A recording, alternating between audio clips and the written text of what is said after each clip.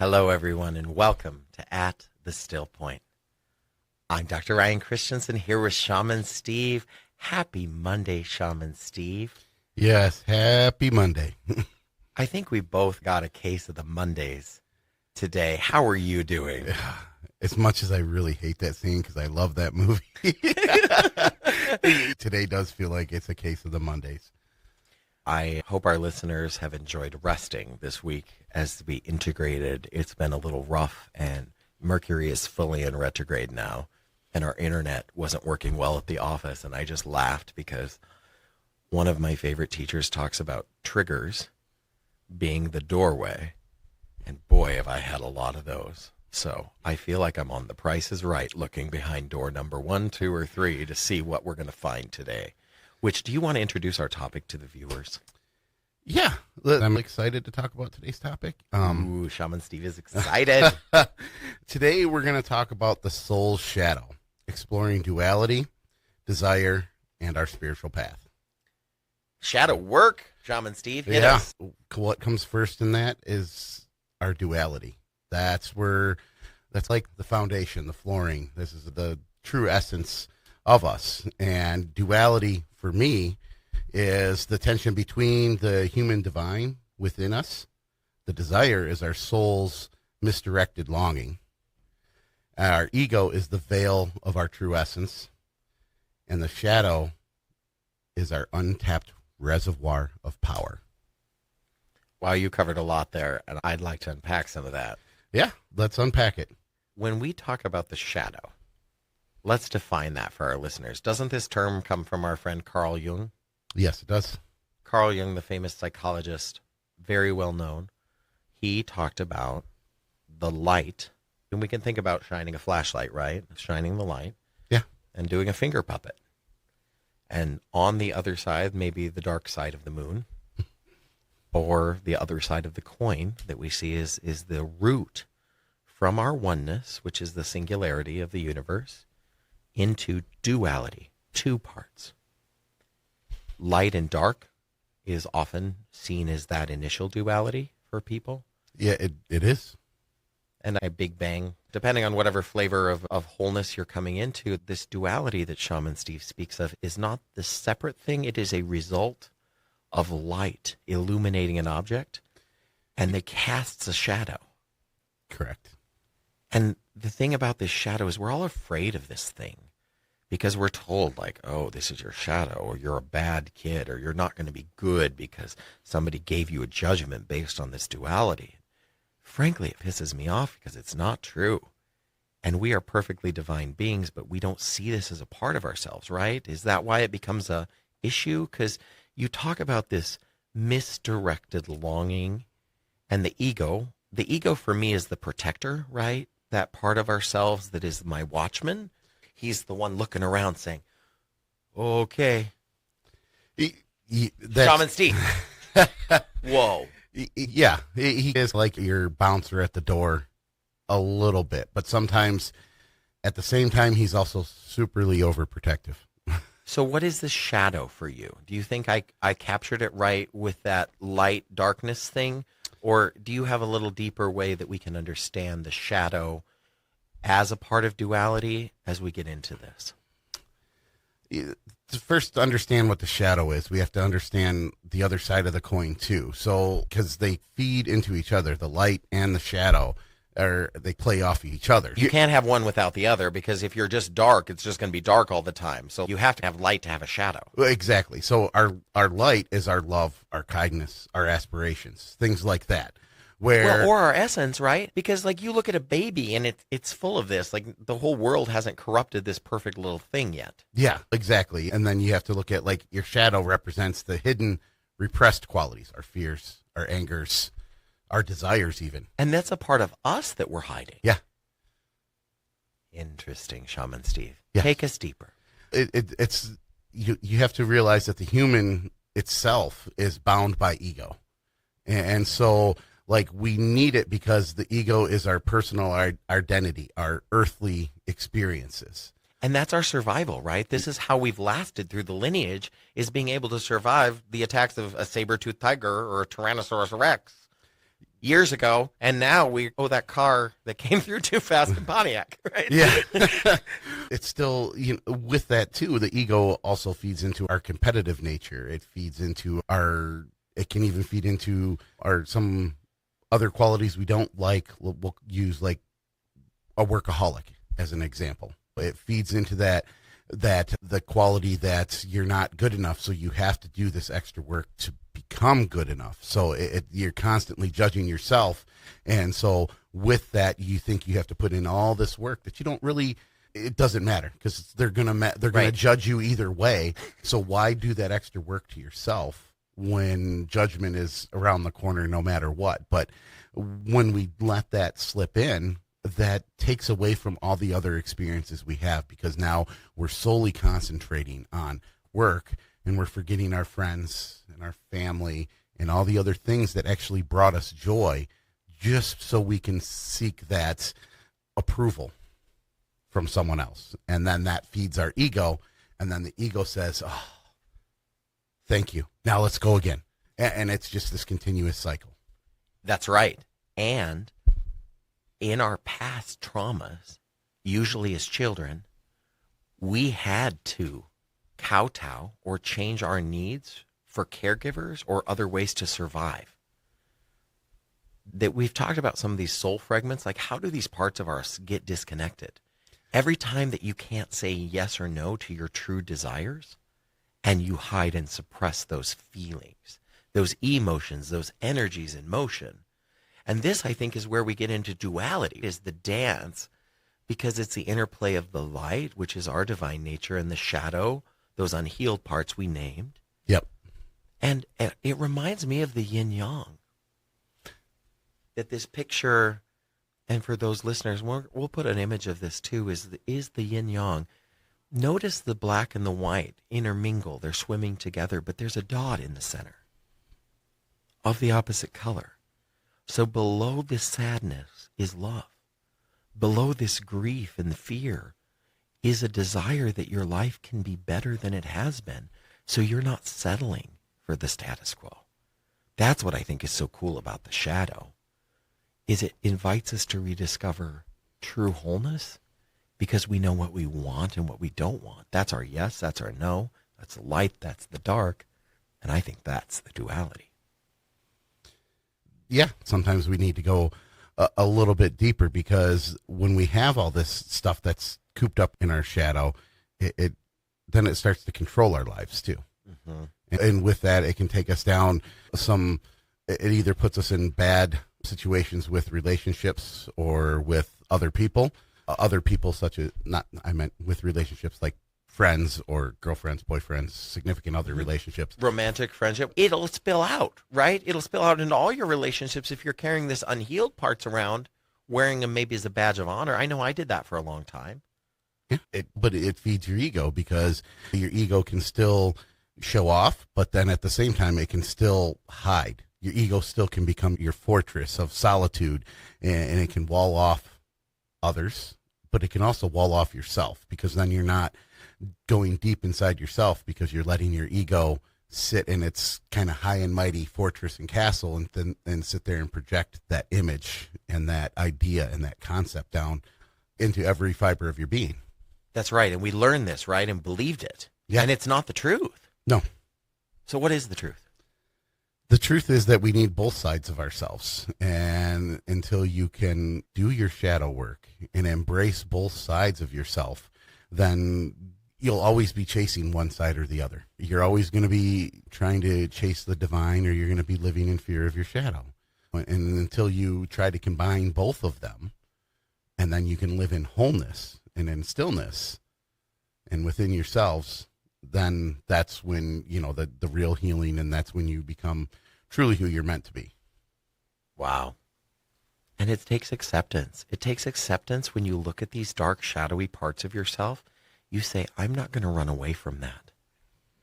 How do we do that, Steve? Should we get into, like, what are the steps to break this down very granularly? Because this is a big topic.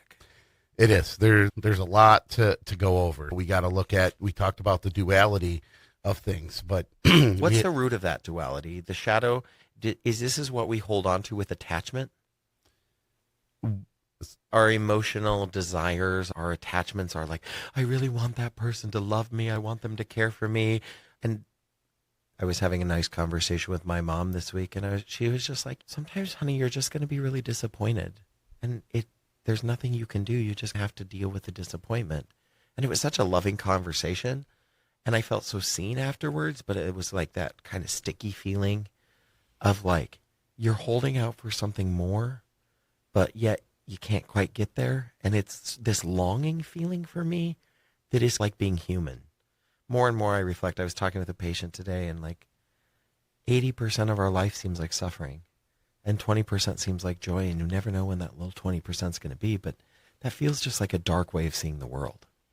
No, but that's a lot of times because we keep feeding our ego, and we keep not doing our shadow work because we keep feeding the shadow instead of embracing the shadow.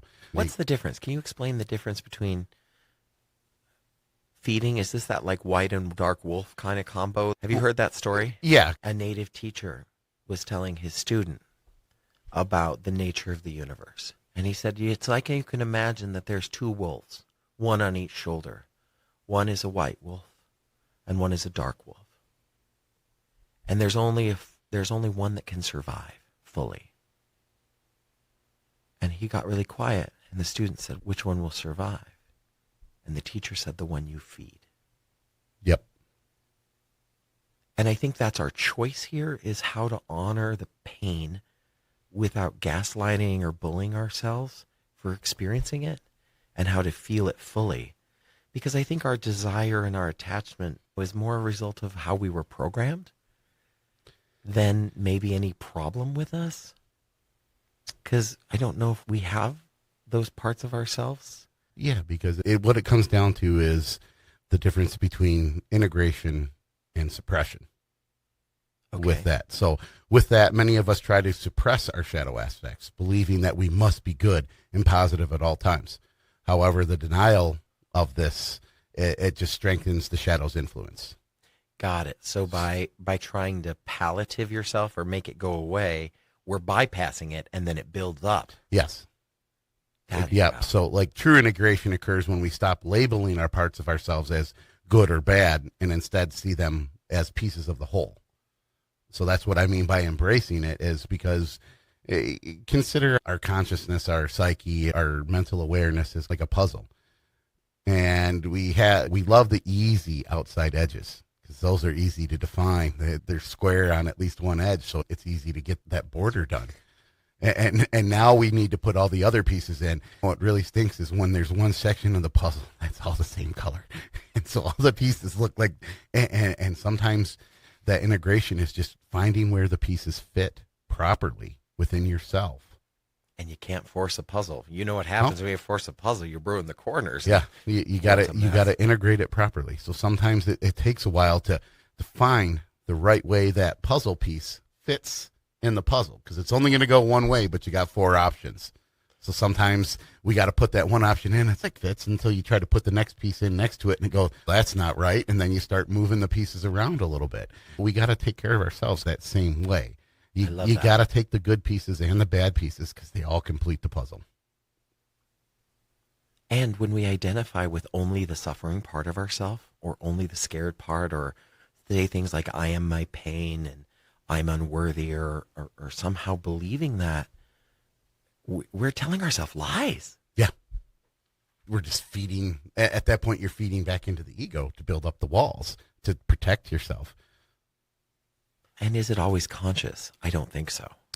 No. Some of it's like a learned behavior, because that's the influences in our life set the boundaries of our ego. Well, we learned about why that is from neuroscience, is that the brain as kids, we're in the alpha theta state until about the age of 8. So you're just a little transparent sponge picking up your whole environment. And if nobody looked at you lovingly or gave you kind words, you learn that the world, the universe is an unsafe place. And a lot of us have that belief still and are carrying around that almost like a backpack that we're proud to show off. Yeah, and think about it like this way too. When you're in school, kindergarten, first grade, for an example, because they're generally pretty rambunctious still at that age. I love that age. And so when the teacher says, good boys and girls don't yell, Now it teaches that kid never to speak out or never to Express a need. Yep, because good boys and girls don't yell. And that's a way that keeps us in that same mindset. Wow. And I think this suppression of our feelings leads to a lot of other consequences. And one for me was addiction. I got sober from alcohol 10 years ago because drinking was not safe for me. And I was, again, if you had my problems, you would drink too. And I just really realized that how much of this became a place that I could richly dig into the soil to find it. Like the Buddhists say, no mud, no lotus. And the swamp is that rich place where we get all the muck, but you got to dredge it sometimes. You got to dig it out and see what's in there. And it's messy and stinky. Well, and you got to beautiful if we can see it that way. Sometimes you got to go through the shit to see the beauty that's on the other side of the shit. Mm. What tips from shamanism can we talk about how to get through and I guess not repress this? First we have to look at different, you got to be able to put all of these things that you're feeding the shadow. You need to be able to understand a little bit more and know what you're doing to yourself. You brought up addiction, and we have to look at like the shadow's role in addiction, because oftentimes addiction is the shadow's refusal to face reality. We use substance. It's the spoiled kid crying out for attention, right? Yeah, it's these substances, or even like I talked about the workaholic, these compulsive behaviors like that, they act as a temporary escape. When alcohol was the symptom for me, I think the addiction came from my stinking thinking that led to my drinking. Yeah, that's a good saying. There's 12 steps and a lot of old timers over coffee that taught me some of this early on, because I was really angry when I got sober and had to feel all my feelings. I think I drank a lot to numb the pain of what I thought my life was. Yeah, people struggle with a lot of the feelings of unworthiness. And so that's why they turn to the drugs and alcohol to numb that root cause and just deal with their inadequacies with whatever that they're dealing with. So they turn to the substances or the behaviors as a coping mechanism instead of leaning into it. I think we all do that, though, don't we? There's always times that I'm like looking to avoid discomfort. I'm a creature of comfort. I don't like to. But your avoidance is feeding it. No, and I understand that, but like, how do I change my nature? I guess as we get this, some of this is no matter how much we think we're broken, we're also perfectly on time and perfectly human, because some of these things, like, we're never going to fix our ego. We're never going to get to the mountaintop. There's always going to be another thing. We will never, in our minds or in these bodies, ego won't allow us to, but it doesn't mean that we can't live like the yin and yang and be that constant cycle of good and bad even within each other. And that's the flowing like the river, right? Yep. That we just trust that we don't have to push it faster and we don't have to block it. We let it flow at the rate it needs to flow and have curiosity and compassion. And I think we've talked a little about mindfulness in previous episodes, and that's a really beautiful way, but it's also honoring the journey of the hero. Indiana Jones and Star Wars wouldn't be great if there wasn't some conflict before the hero won. It wouldn't be an epic story without that part of the journey, would it? No, you need that conflict in life to sometimes put you on your right path or put you in the best situations and give you your highest and greatest good that you can do for yourself or for the community or for the world or the unity of the universe. Now we're talking, this sounds like Dark Night of the Soul stuff, doesn't it? It all feeds into that. If you're doing the shadow work and you're not embracing that side and feeling those. We all have illness or death or loss or grief that comes up. We don't choose to lose people we love. We don't choose for that weird traumatic thing to happen. Oh, no. If we had a choice, we wouldn't choose those things for sure. We wouldn't choose the death of a grandparent that we've confided in and sought solace in and everything. Right, safe people that we love. Right? We wouldn't choose the death of those people. And I think that's the most important thing about starting with these uncomfortable emotions is validating them as real. Because the pain that you're feeling in the shadow is directly relational to the amount of hurt you experienced in the past. Your feelings are all valid. Like, I would be angry too if that happened to me. Yeah. And I think that's what we have to start with, is sometimes, like, when you're pissed, you have to be pissed. And when you're sad, you have to be sad. And I think a lot of us are more in disgust and rage and despair and some other really heavy emotions right now. At least it seems to be coming up in my meditations. It comes up in mine too. It's not like there is any one of us that's infallible. We all have our foibles and our little things that make us who we are and do what we do. Well, I'm not talking about the personality traits. I'm talking about the when you sit in it in the practice, you have a difficult practice. I'm not saying I had a bad practice that day anymore. I'm saying I had a challenging practice. Okay. Yep. I teach our collaborators to say, I'm having a pain day. We had a conversation too recently. What do you say when somebody asks you how your day is and it's shit? I tell them me personally, I tell them exactly how it is. That's what we love about your Shaman Steve. Yeah, it's your lack of tact and realness for the folks. I know my audience, so my tact is based on my audience. but like today, this morning was not the best start to the day. And at you want work, to talk about it? Well, at work, when things aren't going how you anticipated them to go, and there's challenges, and someone wants to come up and have a friendly conversation, and they're like, "Hey, how's it going?" It's going like crap, and I got a lot to do. And they look at me and go, "Okay, I understand," and they walked away. So that was such a loving response, because they allowed you to be as you were. They didn't try to change you. No. They validated, gosh, I'm sorry that you're having a bad day. Peace. Yeah. I think by the look I gave him too, he realized that maybe I just wasn't in the mood to talk also. What would you tell somebody, though, that's afraid of expressing even that level of emotion? Like, maybe it has been unsafe in the past, or like maybe getting the courage to say, yeah, I'm having a challenging day, or I'm grumpy today. Like, you just have to lean into, what are you comfortable letting the outside world know? How deep you're willing to let other people in. And sometimes that is baby steps. Sometimes it's just, I'm not feeling it today. Mm-hmm. I'm just doing okay. Mm-hmm. It's okay to just, you don't have to be good. When someone says, hey, how's it going? Nah. I've done it many times. Nah. It's okay. Yep. I'm just fine. Yep. And as you get used to projecting that out all the time, you'll find that you'll eventually get to the point where, like, you know what, it's crappy and I got a lot to do. Practice makes perfect there. Yeah. Exactly. Well, you have to try to express it. And I don't think we're doing any of ourselves a favor by not telling the truth to the people in our lives. No, because then what we're doing to the other people in our lives is we're making them think that maybe it's their fault. And then you're causing them the same issues that you're going through, is because now you've projected out in a negative manner, you've projected onto someone else, and now it's feeding into their shadow, their fear, their anxiety. So right, and instead of becoming a solution, you became a bigger problem. Yep. Because you fed into that, like you were mentioning before.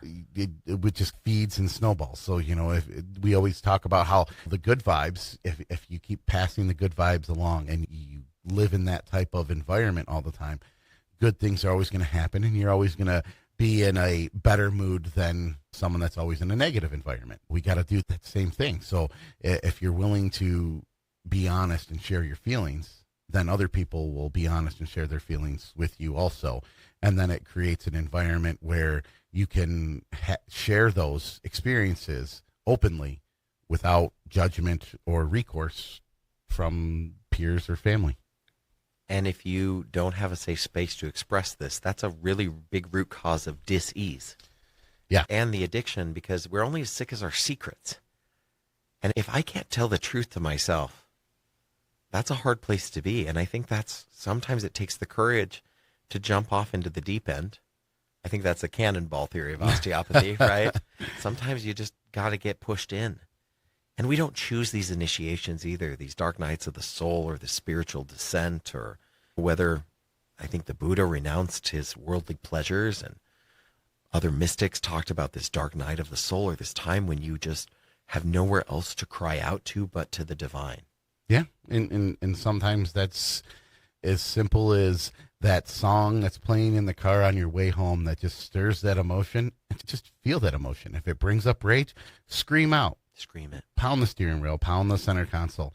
If it's making you laugh, sing along. Let it out. Whatever that feeling is, let it out. If it's just that you want to cry it out. We've all been there. We've all done that. Tears are holy. You know what? I'm not afraid to admit that I've cried it out on an occasion or two. Heck, I cried 3 times today. So it's just part of our human existence, and you need to embrace every emotion, because that's the uniqueness of being human. That's the uniqueness of being in this world. And the more you can feel every emotion and lean into your emotions, the more you will pass that on to other people, because people will see you as an example and be like, if he can, why can he do it so easy all the time? What's his secret? And then they start doing it, and then someone else catches them. It spreads. It ripples out. Mm-hmm. Well, and I think this is the part of grace and surrender and self-compassion that, like, you don't know until, and we all go through really hard things and judge ourselves harshly for experiencing suffering. But more and more, I think it's not we're punished for our sins, but we're punished by our sins.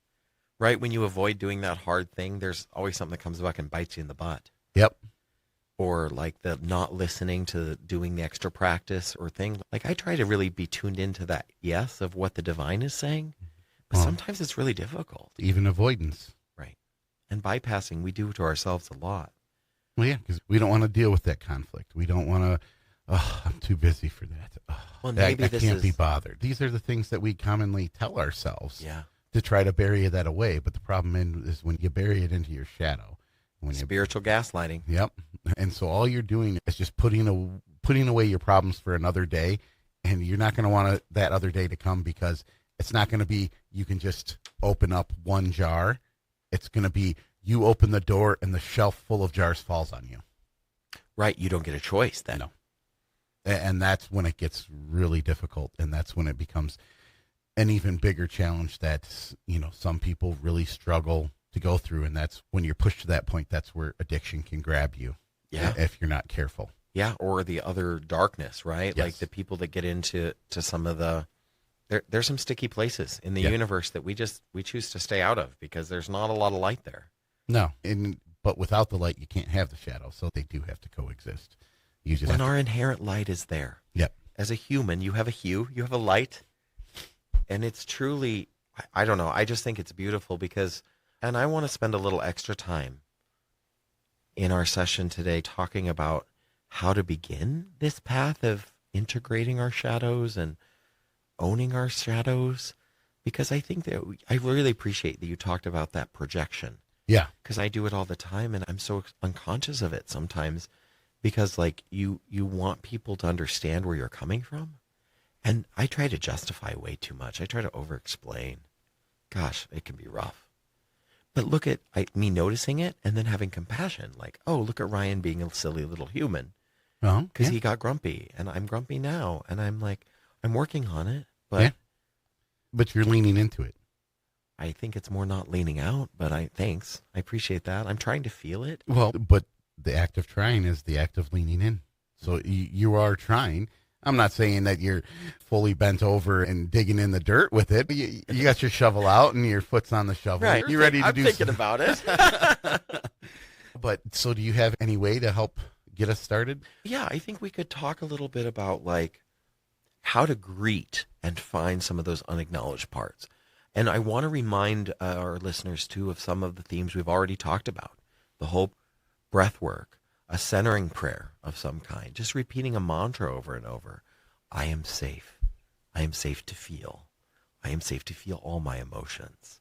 All my emotions are valid. And that's been a doorway for me of just saying, hey, the 3 rules, at least for me, are infinite grace, infinite surrender and acceptance, because I don't choose how my emotions respond, just like I didn't choose attraction or other things or my skin color. Yep. I didn't choose those things. Nope. So I have to honor that I just got that card dealt to me. And I can get angry about it or fired up, but it doesn't do me any good. It just prolongs my suffering. No, that's not going to change anything either. Oof, like a vault. And lastly is the work of self-compassion. And this was a doorway I learned from Buddhism, and a practice that we're going to talk about today is based on Pema Chodron's book, Start Where You Are, in a concept where she talks about Milarepa, the famous warrior, who was found himself in a cave. And he was surrounded by all these demons. And he got his sword out and he fought, and the demons got bigger and bigger around him. And finally he tired out, and he laid his sword down. And then they put their swords down. And then he sat down, and then they sat down. And then he looked around, and all of a sudden a couple of them had vanished. And he was like, this is interesting. So then he relaxed, and he took a breath. And as he calmed down, he fell asleep, and he woke up, and he was staring back with one demon left in front of him. And he looked, and the story goes that he saw compassion, finally, for that demon, and it left. And by not fighting, by not attaching, and by meeting this demon or this entity with gentle compassion, it allowed itself to flow. And he didn't have to force it. He just simply allowed it. And thank you for that tree practice, by the way. I drew my tree. Oh, did you? A couple more times. Good. And I told a couple of folks about it. And I hope everyone who listened to the podcast has drawn their tree. And I'd invite you to post something if you want us to look at it. Yeah, that'd be great. We'd love to see. And I want to share an exercise for meeting the shadow. This is truly shadow work, right? The kind of thing. And if you're in a comfortable space, let's go ahead and get adjusted. Check in with your shoulders and your breath. Feel your feet flat on the floor. Don't do this part if you're driving.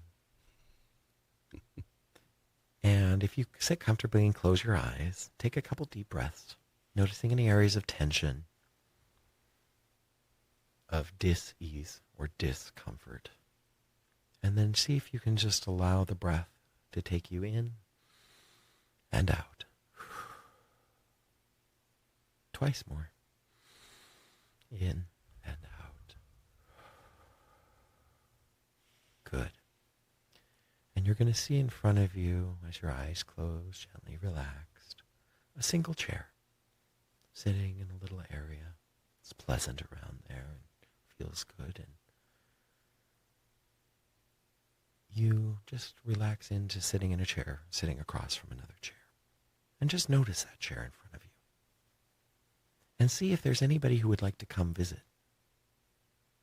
Be curious, non-judgmental, and see who's around to come and say hello. It may be a dark or a gentle, maybe a small or large figure. Welcome whoever comes, and invite them to come sit in the chair.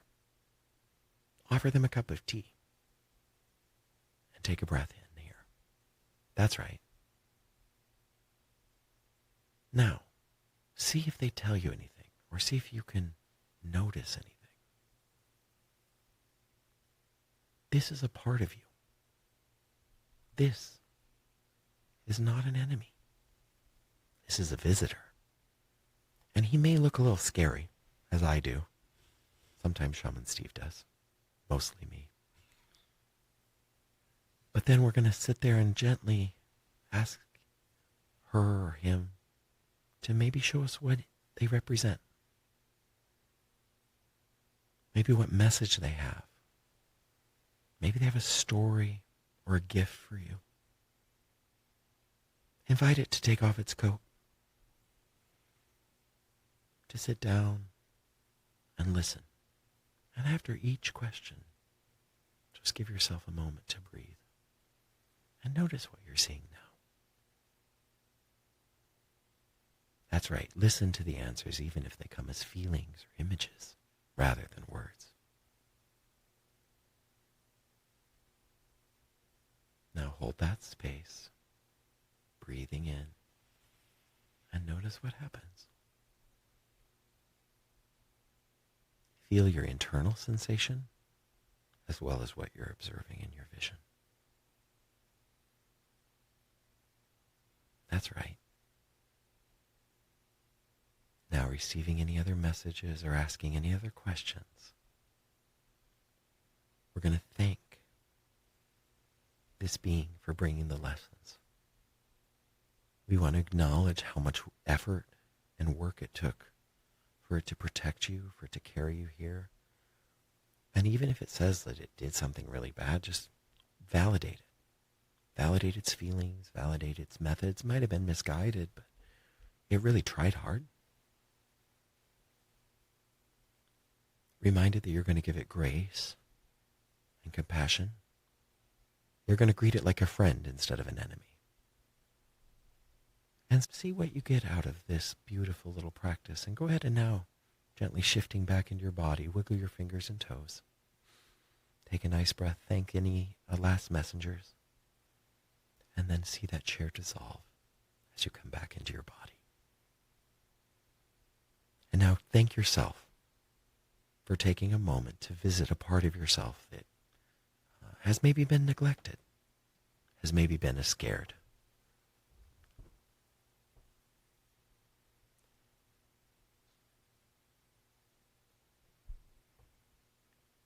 How do you feel, Shaman Steve? Better. What came up for you? Just, the last few days, why am I feeling like crap? I just would like our listeners to know that Shaman Steve went from having a relatively sour face earlier in the episode to now what could be described as a Cheshire smile. He's relatively joyful and is back to his baseline. No, I really love this practice, and I did it the first time a few years ago with a Tea with Your Demons session with some teachers, Yumi and Kuan Yin, who I think are both listening to the podcast, so at least Kuan Yin is, and sent us a nice note. So I just really appreciate the opportunity to share this practice. It's been so meaningful for me, and it's one I visit often, and am really trying to make friends with those parts of ourselves that we learn to neglect, because these are all parts of us that deserve validation. They deserve love, and they only became a shadow because we ostracized them. Yep. That was me doing it. I'm my problem and I'm my solution. What a great topic. Yes, that's Shaman exactly Steve. it, though. You are the problem and the solution, and I thank you for bringing that up, that practice in, because I do feel like that could help a few people. Just you can do it daily. And we'll write up this practice for you too, so that you can do, or maybe release it as a small guided audio.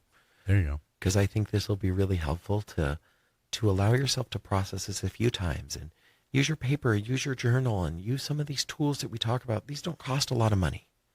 These are simple practices. Yeah.